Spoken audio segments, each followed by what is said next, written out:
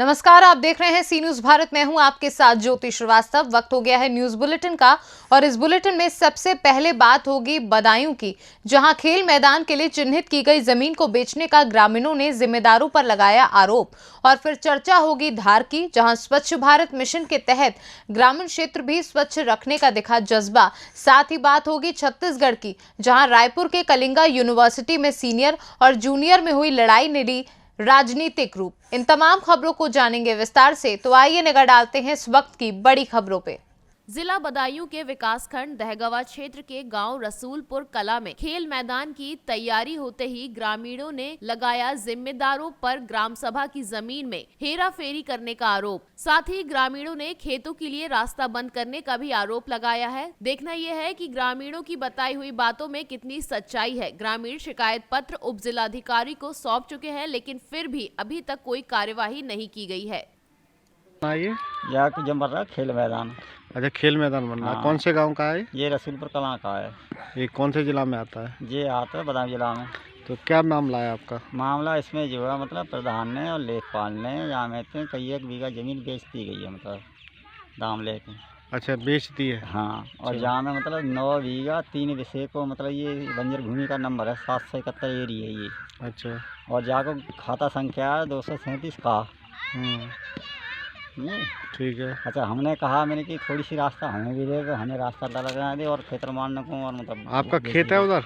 हाँ, ये खेत है हमारी ये। अच्छा, खेत है। निकलने के लिए मांग रहे थे? हाँ, तो निकलने नहीं के दी? मांग रहे कम से कम 50 आदमी। तो इन्होंने किस किस को बेच दी इसमें से? इनमें तो मतलब ये निरुतम हैं जी।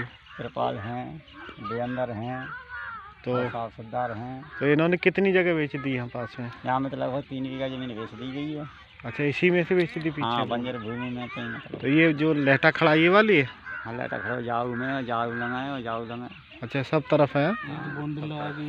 अच्छा, ये बाउंड्री हो रही है, ये भी है? हाँ, बाउंड्री प्रधान ने खुद लगा के दी है। अच्छा, प्रधान जी ने उनको लगवा के दी है? लगवा के दी है बाउंड्री। हाँ, लगवा के दिए बोलते।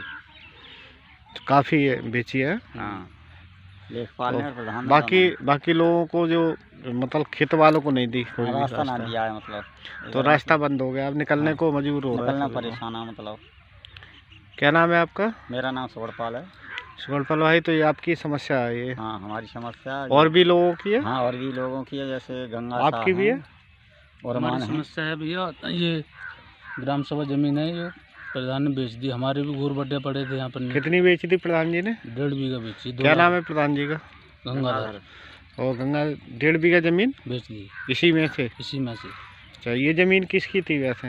ये जमीन ग्राम सभा की थी। ग्राम सभा की जमीन बेची थी। तो इन लोगों का बैनामा कराया ऐसे ही? नहीं, ऐसे ही कब्जा करवा दी। अच्छा, ऐसे कब्जा करा हमसे दिया। हटवा के इन लोगों को कब्जा करवा दी प्रधान। और अच्छा, लेखपाल जैसे ने। आप लोग को घूर बटिया थे इसमें? हाँ, तो ये कब हटवाए थे? हमारे प्रखा 5 हमारे हटवाए, इसकी पैमाश हुई थी उस दिन हटा लिया हमने तो।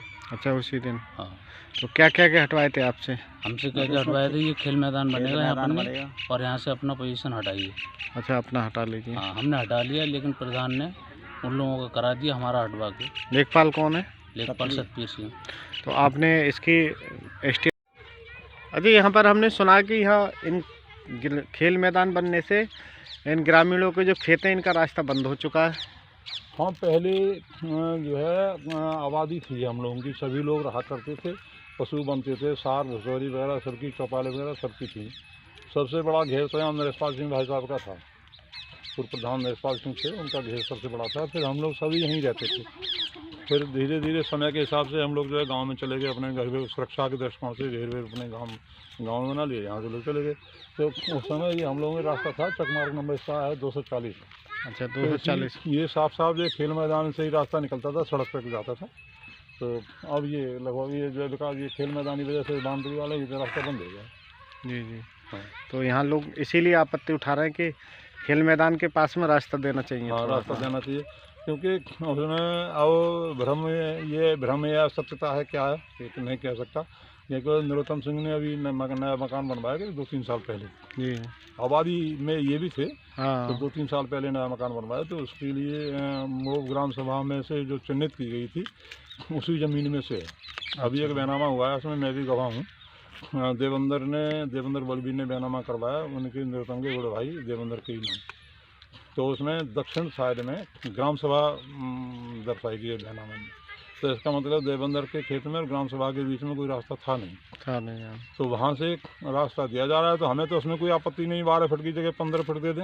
हाँ, लेकिन रास्ता से जो जिनके रास्ते बंद हो गए तो भैया उन्हें भी दे दे, इसमें भी हमें तो कोई आपत्ति नहीं। हाँ, थोड़ा रास्ता उन्हें देना चाहिए ना रास्ता।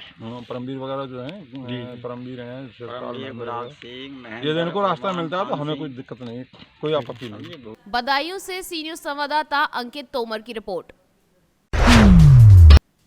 बिजनौर में भूमाफियाओं द्वारा कब्जाई गई सरकारी जमीन को एसडीएम, सदर तहसीलदार, राजस्व विभाग व पुलिस टीम ने 1000 बीघे जमीन को भूमाफियाओं के कब्जे से मुक्त कराया है। इसी के साथ 4 भूमाफियाओं के खिलाफ प्रशासन ने कार्यवाही करी है और रिपोर्ट दर्ज करी है। प्रशासन की कार्यवाही से भूमाफियाओं में हड़कंप मचा हुआ है। बिजनौर के रावली में की गई है ये कार्यवाही। एसडीएम साहब, कल आपने 1000 बीघा जंगल को मुक्त कराया है अवैध कब्जे से, क्या पूरा मामला है? जनपद बिजनौर की तहसील बिजनौर के ग्राम रावली में गंगा के उस पार दूसरी पार कुछ लोगों द्वारा वन विभाग और सिंचाई विभाग की जमीन पर अवैध कब्जे की एक शिकायत जिलाधिकारी महोदय को हुई थी। जिलाधिकारी महोदय ने उसके जांच के लिए और निस्तारण के लिए पुलिस और राजस्व और वन विभाग की एक संयुक्त टीम का गठन किया था।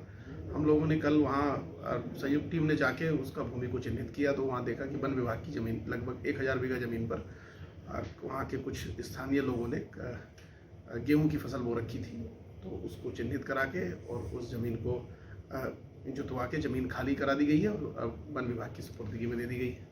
कुछ भूमाफियाओं के खिलाफ भी कोई कार्रवाई कराई है? हाँ, उसमें जो लोगों को चिन्हित किया है, कुछ लोगों ने, जो 4 लोग ऐसे अभी तक प्रकाश में आए हैं कि जिनके द्वारा इसमें इनकी ज़मीन पे कब्जा करने के नीयत से फसल बोने की बात सामने आई है। तो 4 लोगों के खिलाफ उनकी प्राथमिकी दर्ज कराई जा रही है और 2 लेखपाल जो हमारे हैं उनको इस बात के लिए जिम्मेदार माना जा रहा है कि उनके द्वारा इसकी सूचना उस पर जब गेहूँ की फसल बोई जा रही थी उसकी सूचना समय से नहीं दी गई और इसमें उनकी लापरवाही के लिए उनके खिलाफ विभागीय कार्रवाई शुरू कर दी गई। एसडीएम साहब, इस 1000 बीघे जमीन पर कितने सालों से कब्जा था?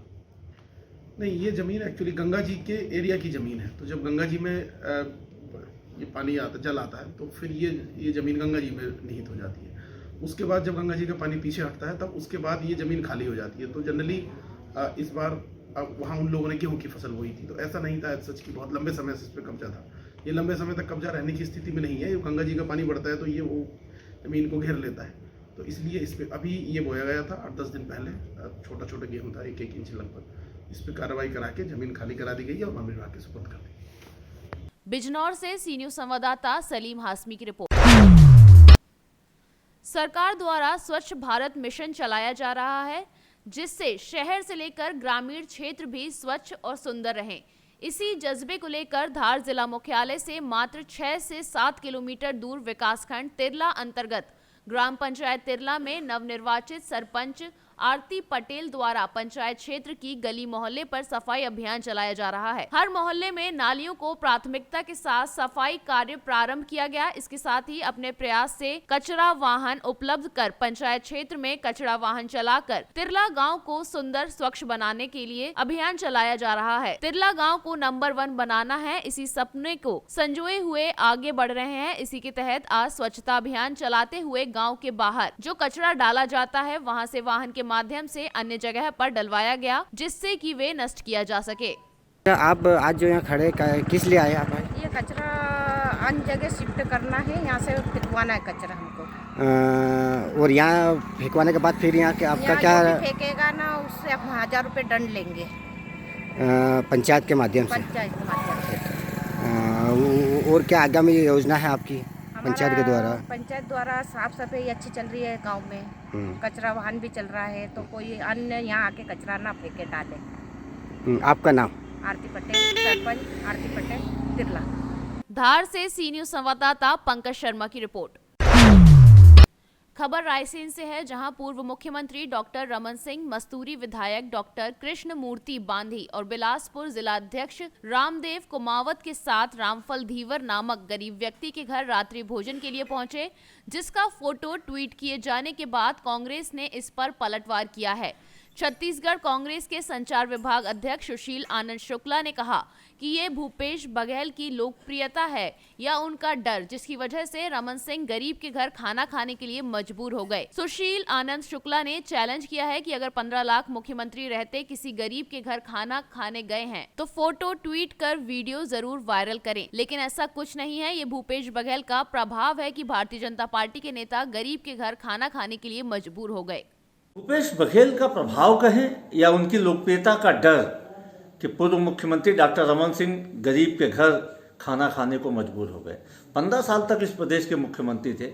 हमने तो कभी कोई तस्वीर नहीं देखा कि डॉक्टर रमन सिंह किसी रामफल के यहाँ भोजन किए हों।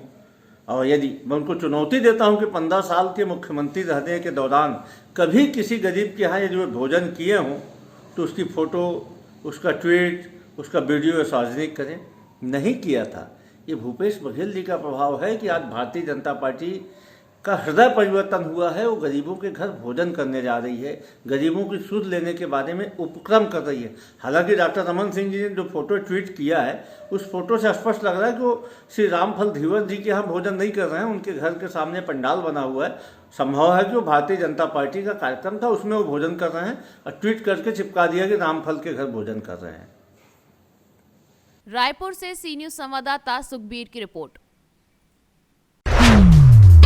छत्तीसगढ़ की राजधानी रायपुर के कलिंगा यूनिवर्सिटी में सीनियर और जूनियर में हुई लड़ाई के बाद अब राजनीतिक रूप ले लिया है, जिसमें कांग्रेस और भाजपा अब आमने सामने बयानबाजी कर रही है।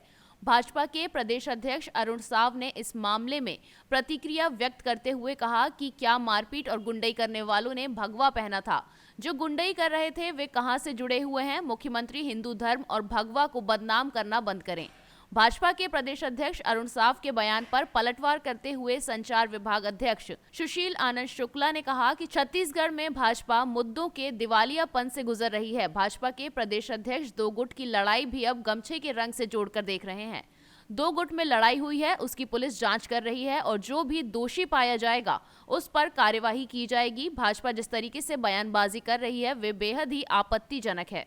पार्टी छत्तीसगढ़ में इतनी ज्यादा मुद्दों के दिवालियेपन से जूझ रही है कि भारतीय जनता पार्टी के प्रदेश अध्यक्ष जैसे महत्वपूर्ण पद में बैठे हुए व्यक्ति भी अब छात्रों के दो गुट की राजनीति को भी गमछों के रंगों से जोड़ने लगे हैं, उसको भी सांप्रदायिक रंग में जोड़ने लगे हैं। अरे बच्चे हैं, उनके दो समूहों में लड़ाई हुई। निश्चित तौर पर जो लड़ाई का स्तर था वो बेहद ही निंदनीय था। पुलिस अपना काम कर रही है और जो भी उसमें दोषी होगा उनके खिलाफ कड़ी कार्रवाई की जाएगी। उस बच्चों के झगड़ों में यदि कोई बाहरी तत्व शामिल था तो उसके खिलाफ भी अन्वेषण किया जाएगा, कार्रवाई की जाएगी। लेकिन भारतीय जनता पार्टी का प्रदेश अध्यक्ष जिस प्रकार से इसमें बयानबाजी कर रहा है वो बेहद ही आपत्तिजनक है और ये भारतीय जनता पार्टी के स्तरहीन चरित्र को दिखाता है कि छत्तीसगढ़ में भारतीय जनता पार्टी इतना ज्यादा मुद्दा विहीन हो चुकी है कि वो बच्चों के झगड़ों को सांप्रदायिक रंग देना चाहती है। और तो भारतीय जनता पार्टी के प्रदेश अध्यक्ष रंगों पे, धार्मिक विद्वेष पे बयानबाजी करके अपनी सत्ता प्राप्त करने की छटपटाहट को दिखा रहे हैं। मुख्यमंत्री भूपेश बघेल जी, ये कलिंगा विश्वविद्यालय का वीडियो आपने देखा कि वो कौन से कलर के गमछा पहनने वाले लोग थे जो गुंडाई कर रहे थे? कौन सी संस्था से जुड़े हुए लोग हैं जो बाहर से आए हुए विद्यार्थियों को इस प्रकार से गुंडागर्दी करते हुए दिख रहे हैं वीडियो में? जरा इस पर विचार करें। हिंदुओं को बदनाम और अपमानित करने का काम ना करें भूपेश जी। ये समझें कि ये गुंडाई छत्तीसगढ़ में आज कौन कर रहा है, कौन धर्मांतरण को संरक्षण दे रहा है और कौन छत्तीसगढ़ को लूटने का काम कर रहा है। रायपुर से सी न्यूज संवाददाता सुखबीर की रिपोर्ट। 40 न्यूज बुलेटिन में बस इतना ही। देश दुनिया की तमाम बड़ी खबरों के लिए आप देखते रहिए सी न्यूज भारत।